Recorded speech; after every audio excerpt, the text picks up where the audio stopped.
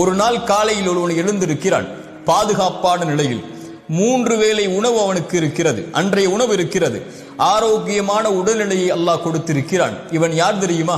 3 வேளை உணவு, ஆரோக்கியம், பாதுகாப்பு, இந்த 3ம் ஒருவனுக்கு கொடுக்கப்பட்டால் அவன் அதை கொண்டு திருப்தி அடைந்து விட்டால் ஒட்டுமொத்த உலகமும் அவனுக்கு கிடைத்ததை போல் என்று அல்லாஹ்வுடைய தூதர் ஸல்லல்லாஹு அலைஹி வஸல்லம் அவர்கள் சொல்கிறார்கள்.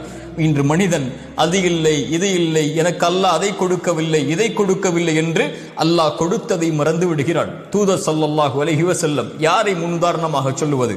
அவர்களுக்கு 3 வேளை உணவு கூட தொடர்ச்சியாக கிடைத்தது கிடையாது. 2 நாள் தொடர்ச்சியாக அவர்களுடைய வீட்டில் அடுப்புகள் எரிக்கப்படுவது கிடையாது. 2 நாள் அவர்களுக்கு ரொட்டி துண்டும் எண்ணெயும் அவர்களுக்கு உணவாக கூட கிடையாது.